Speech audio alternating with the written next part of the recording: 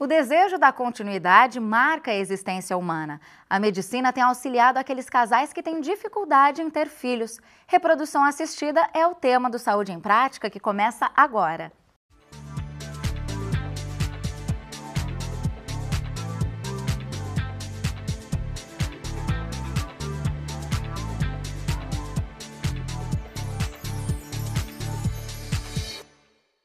E para nos esclarecer sobre reprodução assistida, recebemos aqui a ginecologista Daniele Mansur Varjão. Doutora Daniele, muito obrigada pela sua participação aqui no Saúde em Prática. Eu é que agradeço o convite. Bom, então para a gente começar esse assunto, né, para a gente entrar no nosso bate-papo, quando é que podemos considerar um casal como infértil? Um casal é considerado infértil quando depois de um ano, tendo relações frequentes, um mínimo de 2 relações sexuais por semana, com intervalo de 2 a 3 dias, e sem usar qualquer método anticoncepcional, não consegue essa gravidez de forma espontânea. Tá? O ser humano não é o melhor reprodutor que existe. A chance de um casal ter uma gravidez espontaneamente chega a 20% por mês de tentativa. Tá? Então, depois de um ano, 90% dos casais vão conseguir uma gestação. Tá? Então, 10 a 15%, né, que entram nesse grupo, são considerados inférteis. É um número relativamente alto. Relativamente alto. Bom, a nossa equipe de produção foi às ruas para saber as dúvidas das pessoas sobre esse assunto. E temos uma pergunta agora, a gente vai conferir. Na mulher, quais são os principais pontos que podem prejudicar na fertilidade? O fator que mais prejudica, o fator isolado, é a idade. Porque muitas vezes as pessoas não têm noção do quanto o ovário envelhece mais rápido do que a gente. A idade do ovário é muito além da idade cronológica da mulher. Então, depois dos 35 anos, tem uma queda na fertilidade importante. Ela chega a ter 50% de chance do que ela tinha quando tinha 20 anos. E depois dos 40, tá, essa chance passa a ser em torno de 5 a 10% comparado a uma paciente de 20 anos. E com essa questão do mercado de trabalho, da mulher adiar a maternidade, é uma coisa que tem se tornado frequente. Também as patologias tubárias, tá? A tuba é a porção do útero ao encontro do óvulo com o espermatozoide. Então, quando eu tenho infecção pélvica, às vezes a endometriose, né, prejudica esse trajeto. Doenças uterinas também estão envolvidas, tá? E problemas na ovulação, quando ela tem algum distúrbio hormonal que impede ela ter uma ovulação certinha. Bom, e em relação aos homens, o que pode causar infertilidade nos homens? Então, nos homens, os problemas estão associados a alterações no espermatozoide, né? Uma produção de um número menor de espermatozoides ou a ausência total de produção de espermatozoide. Quando eles têm uma motilidade diminuída, você produz, mas eles não se movimentam para chegar até o óvulo, tá? Quando eles têm uma alteração da forma, às vezes distúrbios sexuais, né? A impossibilidade de ter uma relação sexual. E muitas vezes essa diminuição do espermatozoide está associada a doenças, como varicocele, infecção no testículo, cirurgia prévia, exposição a agentes químicos, né? E causas genéticas também. Mas não está tão associado com a idade, então? Não. Na mulher, o fator idade é muito mais cruel do que no homem. Nossa. Bom, a gente vai ver mais uma pergunta que o pessoal fez aqui para a doutora Daniele. Vamos ver. Doutora, o que é reprodução assistida? A reprodução assistida foram técnicas desenvolvidas, né, para auxiliar esses casais que não conseguem engravidar espontaneamente, onde tem a presença do médico, né, e da tecnologia, laboratório, drogas para induzir ovulação. Isso é reprodução assistida. E a partir de qual momento assim, que se decide pelo tratamento e como é feita a escolha, né, do tipo, da técnica a ser empregada? Então, isso depende muito do casal, né? Um dos fatores que mais leva em conta, como a gente falou, é a idade da mulher, isso é muito importante, né? Do tempo, né? O tempo que esse casal está buscando uma gravidez e do fator que está dificultando a gravidez, o que você já descobre fazendo uma série de exames, né? Antes de propor o tratamento mesmo. Doutora Daniele, a reprodução assistida requer cuidados especiais durante a gestação? No início da gravidez é necessário uma reposição hormonal, tá? Para você facilitar a implantação e o desenvolvimento dessa gravidez inicial.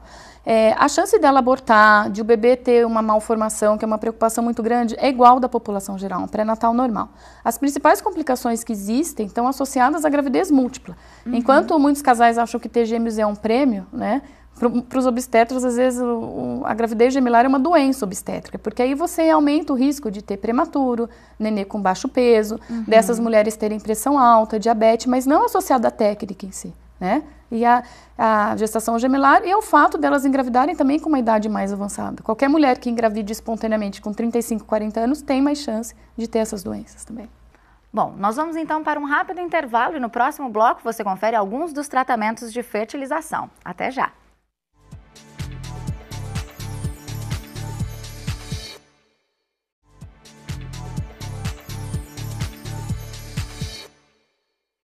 Estamos de volta com Saúde em Prática, hoje falando sobre reprodução assistida. Aqui conosco está a ginecologista Daniele Mansur Varjão.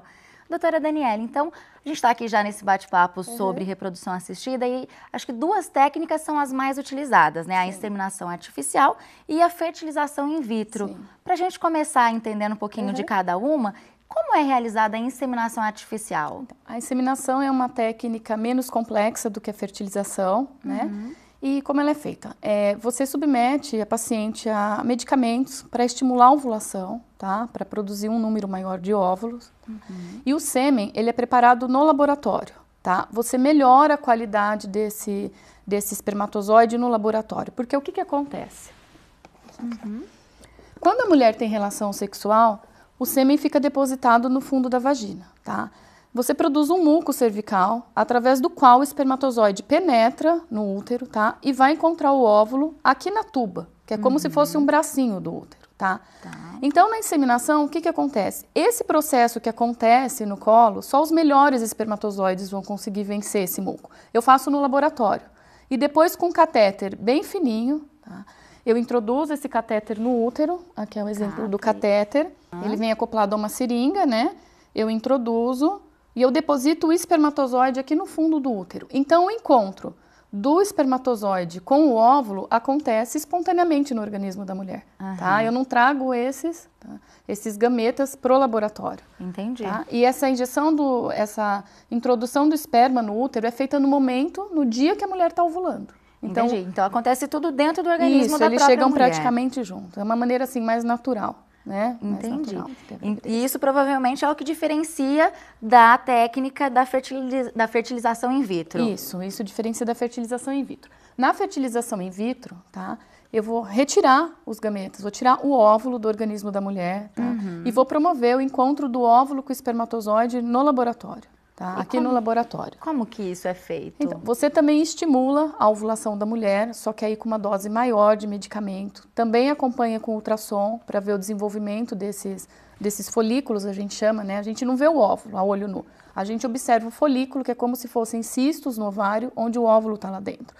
Em torno do 12º dia, geralmente esse folículo atinge um tamanho bom. Você dá uma última injeção para amadurecer esse óvulo, tá? E um pouco antes do horário que ela iria ovular, através do próprio ultrassom endovaginal, é feito com sedação, isso no centro cirúrgico, tá? Você faz um furinho no fundo da vagina e chega dentro do ovário. Esse líquido é retirado do ovário, nesse mesmo momento é levado até o laboratório e lá a bióloga encontra os óvulos. Nesse dia, o esposo também colhe um espermograma, né? Colhe o material e ela injeta o espermatozoide dentro do óvulo ou coloca os dois em contato. Dia a dia, ela vai observar o desenvolvimento desses embriões, tá? Eles ficam numa incubadora, que parece o corpo humano. Então, você tenta fazer no laboratório, né? O que acontece no organismo da mulher. Eles são observados dia a dia e depois de 3 a 5 dias, de 2 a 5 dias, depende do caso, você faz com também um catéter, a transferência, mas aí você já põe o embrião pronto dentro do útero, tá? Você já põe o embrião pronto. E quais as possibilidades, as chances de dar certo, de conseguir realmente engravidar com essa técnica? Então, numa paciente com menos de 35 anos, se você pegar isoladamente, essa chance chega até 50%, tá? Depois dos 40, chega em torno de 20%, tá? No máximo 20%. Legal. Bom, agora a gente vai conhecer a Milene e o Adelino, que fizeram o tratamento e conquistaram o que mais desejavam. Vamos ver. No começo a gente investigou, ela era clinicamente, fisiologicamente normal, eu também, então não tinha o porquê. Por que não dá certo? Fica sempre aquela dúvida, será que eu vou ser mãe? Será que eu vou conseguir? Você olha para o lado e você vê as coisas acontecendo para os outros naturalmente e não acontece com você. Nós tínhamos a consciência de que era um tratamento a longo prazo, que não é imediato o resultado. Foi para o consultório e sai grávida. Só que a ansiedade é muito grande, a gente cria uma expectativa enorme em cima do tratamento, em cima dos resultados positivos. Então é difícil lidar com a frustração de um resultado negativo. É praticamente um luto. Fica muito... Eu até recomendo para quem pensa em fazer um tratamento desses, que também tenha um acompanhamento psicológico, que é muito importante. Era um desejo enlouquecido de ser mãe, que eu passava por cima de qualquer coisa. Estava passando por cima do meu casamento, por cima da minha vida profissional, por cima de tudo. O homem não toma nenhuma medicação, não passa por nada físico, mas passa pelo lado psicológico. Passa bastante pelo lado emocional, de ter que estar ali, ter que dar força, ter que ser forte para sustentar esse momento difícil, né? E não desanimar. A emoção da descoberta da gravidez é impagável. Quando você pega um teste e você olha lá que deu positivo, é inacreditável. Nesse momento, a função do médico é fundamental. Ele tem que estar presente do seu lado, porque não basta só descobrir, você tem que segurar o bebê depois de tudo isso. E eu acho que não tem que ter mais amargura com essa história, eu não sou mãe. Tem que procurar, e tem que ter homens, assim como meu marido, que estão disponíveis a acompanhar a mulher nesse tratamento, porque os homens têm preconceito, eles acham que o problema não é dele, que isso vai mexer com a virilidade do homem, e não tem nada a ver com isso. É unir as suas forças em prol de um sonho, da maternidade, da paternidade, da geração de uma criança, da sua geração que está se perpetuando, você está deixando herança na terra, são seus filhos. Isso tem que ser, acima de tudo, o mais importante, tem que ser o seu objetivo. Nossa, super bacana o exemplo da Milene e do Adelino, né? Acho que além de ser satisfatório para a família, acho que para você também ver esse resultado é uma alegria legal, muito né? grande, né? É uma satisfação muito grande. Bom, agora sim, até quando as mulheres se submetem à reprodução assistida, elas ficam mais vulneráveis à gestação múltipla, né? Ter gêmeos, trigêmeos. Fica. Na verdade, na população geral, a chance de você ter gêmeos é em torno de 2 a 3%. Tá? Quando você faz o tratamento, você eleva isso. Isso está associado diretamente ao número de embriões que você transfere para dentro do útero da mulher. Tá? Por isso que o Conselho Federal de Medicina lançou algumas normas, não existe uma lei específica para isso. E o máximo de embriões que a gente transfere são 4. Quanto mais idade a mulher tem, mais embriões você pode transferir. Tá? E a chance de uma gravidez múltipla chega em torno de 20 a 25% podem ter gemelar e trigêmeos em torno de 4 a 5%. Né? Muito mais do que a população geral. Bom, doutora Daniele, a gente vai para um rápido intervalo e no próximo bloco a gente continua falando sobre reprodução assistida. E você confere também a estreia do quadro Opção Saudável.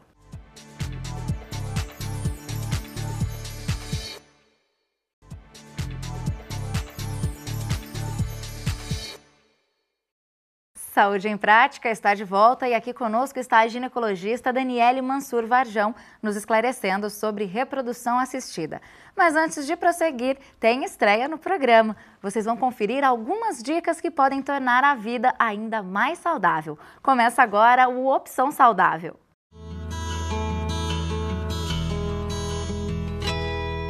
Meu nome é Ricardo Oliboni, sou educador físico e hoje eu vou falar sobre treinamento funcional no Saúde em Prática.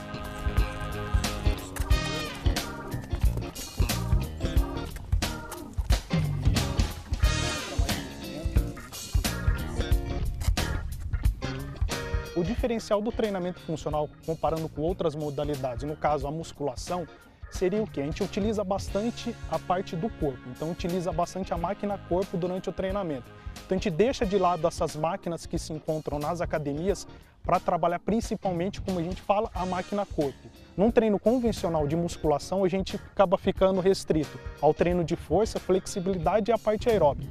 No treinamento funcional, fora essas 3 capacidades, a gente trabalha agilidade, velocidade, coordenação, destreza e equilíbrio, tornando o treino muito mais amplo e benéfico para o indivíduo também.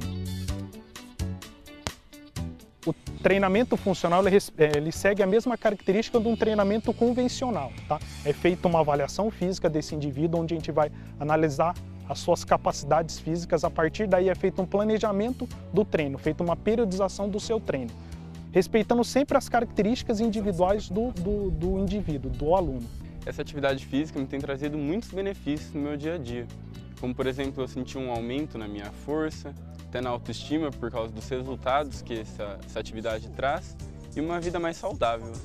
O treinamento funcional ele pode ser feito tanto numa sala de musculação como em qualquer outro local também, no caso aqui é o ar livre. O empecilho numa sala de musculação é que a gente acaba tendo muito equipamento e acaba atrapalhando o treinamento. Por quê? Porque a ideia do treinamento funcional é quanto mais espaço, mais coisas a gente acaba conseguindo fazer no treinamento. Isso, usa sempre a ponta do pé, isso. Usa o braço. Aí, Daniel. Boa. Muito bem, muito bem. Procurei o treinamento funcional por conta de que eu tinha muitas dores nas costas, dores nas pernas, até por conta da minha atividade. Eu permaneço muito tempo sentado, então eu tinha essa dificuldade. Eu tenho tido uma melhora muito significativa com relação a isso. Eu não tenho mais dores nas costas, nem dores nas pernas, né? Além do que, o meu condicionamento físico aumentou bastante.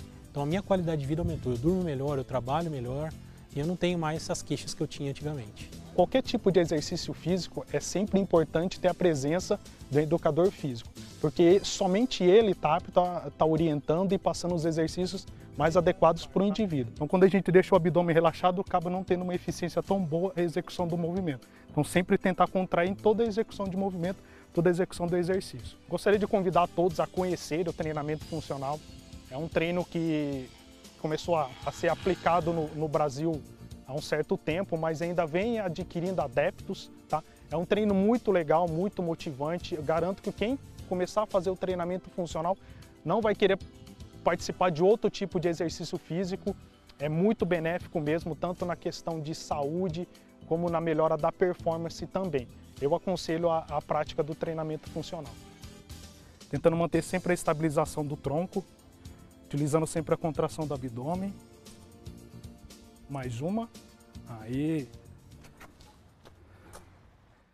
Muito legal essa novidade, então continue acompanhando com a gente aqui o Opção Saudável. Agora, retomando o tema de hoje, doutora Daniele, nesses mais de 30 anos de desenvolvimentos das técnicas de reprodução assistida, quais foram os avanços? Então, o primeiro bebê que nasceu com essa técnica de bebê de proveta foi em 1978, então foi um marco da era moderna, tá? E desde lá muita coisa aconteceu, né? Houve o desenvolvimento de drogas, essas drogas para estimular a ovulação, tá? Muita melhora no laboratório, meios de cultura, que é a substância onde o embrião fica enquanto está se desenvolvendo. E um outro marco muito importante foi em 1992, tá? Que surgiu uma técnica que chama ICSI. Aqui é importante dar uma pausa e esclarecer, porque as pessoas se confundem. O que é fertilização in vitro, o que é ICSI? No início, no laboratório, tá? Os dois são feitos no laboratório, mas a bióloga pegava um óvulo, a embriologista um óvulo, tá? E colocava os espermatozoides em contato com esse óvulo, a fecundação acontecia como acontece na trompa, tá? Na tuba uterina. Depois, houve o desenvolvimento dessa técnica, onde você pega um único espermatozoide e injeta dentro de um único óvulo. Então, possibilitou homens, assim, indicada para fator masculino. Então, você precisa de um espermatozoide por óvulo. Antigamente, pacientes que tinham, por exemplo, 10 mil espermatozoides não conseguiam a gravidez nem com a fertilização in vitro clássica, né? Esse foi um marco. Congelamento de embriões. Hoje em dia, você tem chance de congelar os embriões que sobram. Congelar óvulos, se você também vai adiar a sua maternidade, tá? E possibilidade também de fazer biópsia do embrião, fazer um diagnóstico genético antes de implantar esse embrião para o útero. Que é o que a gente ia comentar agora. Então, essa reprodução assistida, ela permite uma seleção genética, podendo evitar, por exemplo, que o bebê herde algum tipo de doença dos pais? Sim, ele permite, tá? Permite justamente com esse objetivo. Então, você pode lançar mão desse recurso, né? Onde uma célula é tirada, você analisa e depois só põe o embrião saudável, entre aspas, dentro do útero. Quando a mulher tem uma idade avançada, ela quer evitar, por exemplo, a maior chance de ter síndrome de Down. Quando na família dela já tem um histórico de doença genética, para evitar doenças relacionadas ao sexo, tá? Ligadas ao cromossomo X. Quando ela já teve vários abortos também de repetição. Às vezes tem aquelas mulheres que elas engravidam, mas elas não conseguem segurar a gravidez até o fim. E também para casais que já fizeram várias tentativas de fertilização com resultado negativo. E é possível escolher também o sexo do bebê com a reprodução assistida? Sim, é possível, mas você só pode fazer isso, né, com o objetivo de evitar doença transmitida pelo sexo, né, doenças ligadas ao sexo. Você não pode simplesmente escolher, isso também é uma norma do Conselho Federal de Medicina, você não pode escolher por querer ter menino ou querer ter menina. Né? E qual tipo de doença, por exemplo, só para a gente exemplificar? Existem doenças ligadas de transmissão recessiva, tá, que a gente fala, ligadas ao cromossomo X. Só para entender, a mãe é saudável, tá, mas ela é portadora dessa alteração. Se ela tiver menino, ele tem 50% de chance, como ele só tem um cromossomo X, tá? Ou de ser normal ou de ter a doença mesmo, de ser doente. O caso de hemofilia, tá? Essas distrofias musculares, por isso que afetam mais os homens. Mas eu posso optar por, de repente, ter uma menina. Então, o que pode acontecer é a menina ser portadora e saudável como a mãe, mas não manifestar a doença. Então, nesses casos, é possível essa escolha. A partir do momento que o casal escolhe ter um filho, começam as tentativas, e aí de repente eles não obtêm sucesso, o estado emocional, é claro, fica completamente abalado, né? Sim. É necessário um acompanhamento psicológico? Qual é a importância desse apoio durante o tratamento? É extremamente importante, né, a atuação da equipe multidisciplinar. Na verdade, essas alterações já começam lá atrás, quando ela não consegue ter filho. Com certeza. Né? Porque a gente é criado, a gente vem de uma educação, todo mundo sonha em ter uma família. Né? Então, frente a essa dificuldade, ela começa a despertar um monte de coisa. Às vezes fica depressiva, vive um luto, tem um isolamento social, a autoestima vai lá embaixo. Acaba o relacionamento, né? Acaba, a culpa é sua, a culpa é minha. E vale salientar assim, que não tem culpado, tá? A incidência de problemas na mulher é a mesma do homem, 30% em cada um, né? Em muitos casos, os dois. Então é importante o apoio, esse apoio psicológico, mesmo para ela não desistir. Eu não tenho 100% de chance no tratamento. E esse acompanhamento evita, assim, que elas abandonem o tratamento, né? Que elas desistam, façam uma tentativa, não deu certo e já não vai fazer mais nada, né? Doutora Daniele, em relação aos custos desses tratamentos, eles costumam ser altos, né? O acesso ainda é difícil, alguns desses tratamentos pode ser oferecido pelo Sistema Único de Saúde. Então, não é um tratamento barato, mas não é um tratamento impossível, diferente daquela crença popular que é uma coisa totalmente inviável, tá? Os custos estão se tornando cada vez mais acessíveis, tá? O acesso ao SUS ainda é difícil, existem serviços. Geralmente os serviços do SUS, eles estão associados a instituições de ensino, aos hospitais, às clínicas, das faculdades de medicina. Só que aí você tem um custo indireto, que a paciente precisa se deslocar da sua cidade, ficar o tempo inteiro em outra cidade durante todo aquele processo, né? Então é importante o casal não desistir já pensando nisso, tá? Também o remédio é caro, o medicamento que você usa para induzir a ovulação, né? E a indústria farmacêutica vem trabalhando no sentido também de auxiliar esses casais. Né? Existem programas específicos, tá? Em que alguns casais obtêm desconto na medicação. Legal, já é uma grande já ajuda, é alguma né? coisa. Eles que o critério de seleção é deles, exige uma série de documentação, mas é bem mais acessível mesmo. Bom, legal, doutora Daniele, o nosso programa, infelizmente, já está chegando ao fim, mas eu gostaria de agradecer a sua presença e por ter trazido tantas informações para a gente. Obrigada, eu agradeço, viu? Obrigada. Bom, lembrando que você pode conferir esse e todos os programas já exibidos na hora que quiser em nosso site. E a gente se encontra na semana que vem. Até o próximo programa. Tchau, tchau!